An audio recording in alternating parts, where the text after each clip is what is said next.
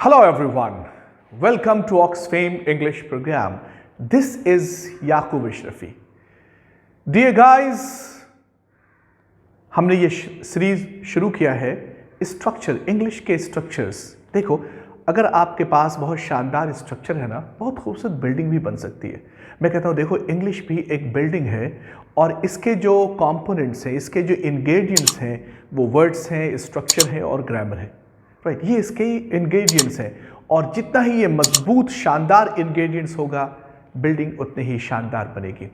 तो हमने वर्ड्स भी शुरू किए हैं, स्ट्रक्चर्स भी शुरू किए हैं और बहुत जल्द हम लोग ग्रामर के सीरीज भी शुरू करने वाले हैं, right from the very beginning. Right, आज हम लोग दो बहुत ही यूज्ड होने वाले स्ट्रक्चर्स ले रहे हैं। राइट, और I am sure enough this will help you a lot in speaking, understanding and writing as well. So get ready for two beautiful structures. Number one, could V1. इसके कई uses हैं। जब मैं model verbs शुरू करूंगा, can, could, shall, should, will, would, may, might, need, dare, must, ought to के complete use modal verbs, तो उसमें एक बार हम कंप्लीट यूज देखेंगे। अभी हम सिर्फ एक स्ट्रक्चर देखते हैं इसके। राइट, कुड प्लस V1 ये पास्ट की बात करता है। कैन के पास में, जैसे कैन कहते हो सकना, तो कुड कहते हैं सका। तो आप ये कह सकते हो हिंदी में कर सका।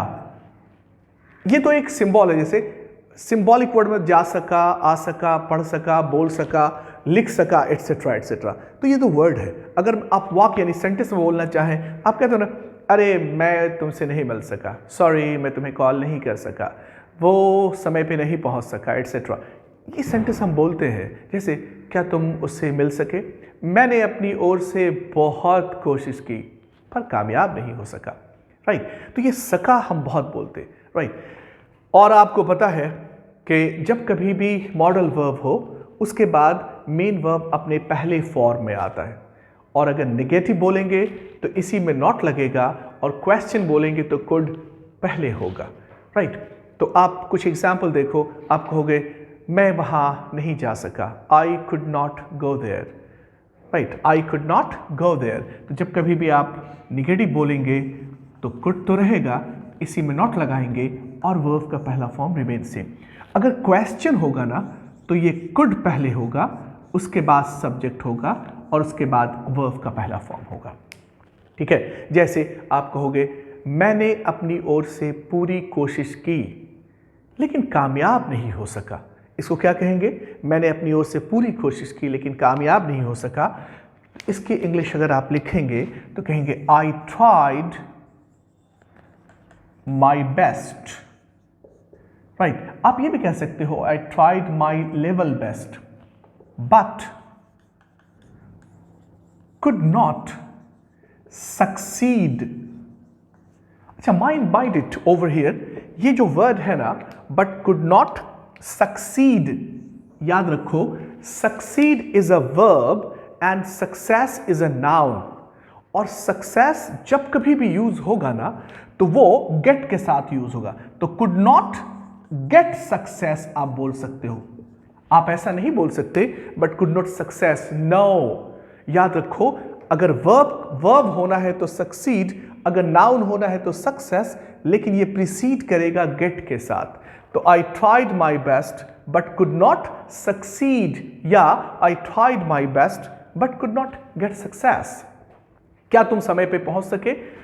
Could you reach on time? तुम क्यों नहीं जा सके? अब देखो, क्यों नहीं जा सके, WH क्वेश्चन है, तो क्यों यहां लगे, वाई कुडंट यू गो। आप ऐसा भी कह सकते हो, Y could you not go. Not could के बाद भी लग सकता है और सब्जेक्ट के बाद भी। राइट, आप कहोगे कि मैं उससे किसी तरह मैं उससे मिल सका, somehow I could meet him.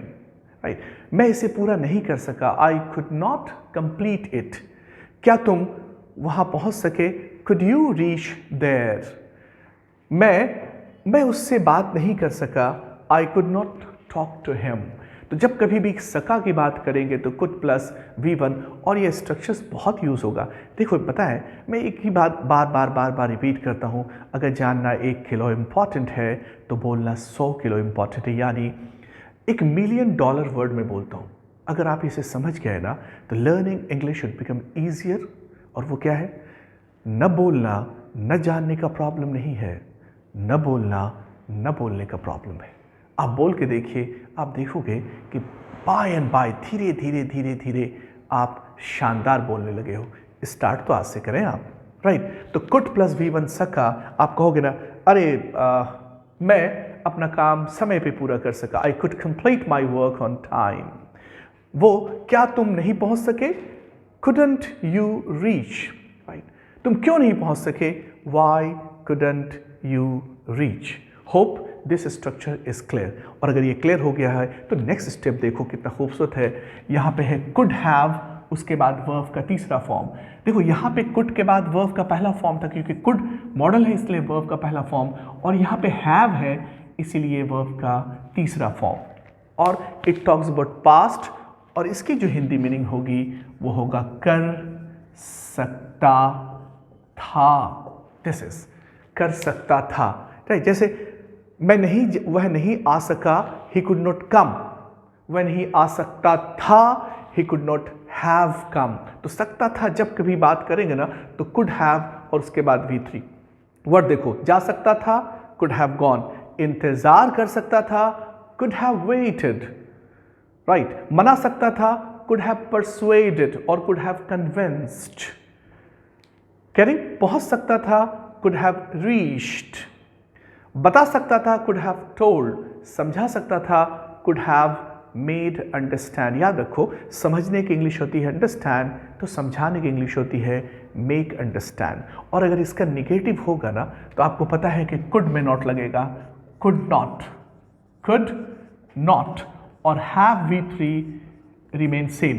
अगर सवाल होगा तो could पहले सब्जेक्ट और have V3 remains at its own place, right? अब आप कुछ एग्जाम्पल देखो कि किसी तरह मैं समय पर पहुंच सका। somehow or the other I could have reached on time। क्या तुम वहां नहीं जा सके? could you not have gone there या couldn't you have gone there, right? वह उसे नहीं हरा, सॉरी एक बार फिर से सुनिए कि ये एग्जाम्पल थोड़ी गलत हो गई कि सका नहीं सकता था, जैसे तुम उसे नहीं हरा सकते थे, you could not have defeated him. और अगर तुम उसे नहीं हरा सके, you could not defeat him. इसे क्लियर, इसे आप करेक्ट कर लीजिएगा। क्या तुम वहां पहुंच सके? Could you reach there. क्या तुम वहां पहुंच सकते थे? Could you have reached there, right? मैं उसे मना सकता था, I could have persuaded him और I could have convinced him. तुम मेरा इंतजार कर सकते थे, you could have waited for me. वह ऐसा नहीं कर सकता था, he could not have done like this, right? तुम उसे नहीं हरा सकते थे, you could not have defeated him, right? क्या वह तुमसे बात कर सकता था? Could he have talked to you? क्या तुम समय पर पहुंच सकते थे?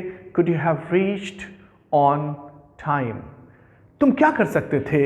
What could you have done? Is that clear guys? तो आप याद रखो, जब कभी भी हम बात करेंगे सका की तो could प्लस V1, और सकता था की बात करेंगे तो could have plus V3, have के बाद V3, राइट? जैसे तुम प्रैक्टिस कर सकते थे, यू कुड हैव प्रैक्टिस्ड। तुम इंग्लिश बोल सकते थे, you could have spoken English, but you could not speak. You know why? Because you have never practised of speaking. So dear friends, ये देख लो, दो स्ट्रक्चर बहुत खूबसूरत है, और मैं आपसे एक ही बात कहूँगा, आप डेलिब्रेटली यूज़ करके देखो। अपने दोस्तों के साथ डेलिब्रेटली सिचुएशन क्रिएट करो और बोलो। याद रखो, बोलना सिर्फ और सिर्फ बोलने से आएगा, right? And I would share the way that I have learned, and in the same fashion you can learn as well. You know, मैंने अंग्रेजी सीखना शुरू किया when I was in graduation, and you have started much earlier than I did. Caring, तो बस इतना शौक पैदा करो, राइट? शौक कि मुझे ये करना है, मैं ये कर लूँगा, और जब आपके अंदर ये लगन आ जाएगी ना, आप कर लेंगे। कैरिंग, तो फाइनली एक बात देख लो कि सका की बात करेंगे तो कुड V1, और सकता था की बात करेंगे तो कुड हैव V3। आप अपनी तरफ से बहुत सारे सेंटेंस लिखो और उसको इंग्लिश में बोलो। इंग्लिश में बोलो, लिख के ट्रांसलेट नहीं करना है। The more you speak the better you become and stay tuned with Oxfam. कोई सजेशन, कोई चीज़ लिखना हो तो कमेंट बॉक्स में आप लिखें। मैं चाहूँगा कि आपको आंसर करूँ, और अगर कोई वीडियो बनाने की ख्वाहिशमंद आप हैं तो मैं कोशिश करूँगा कि वो वीडियो बनाऊँ। Till then, bye bye, take care, stay tuned with Oxfam.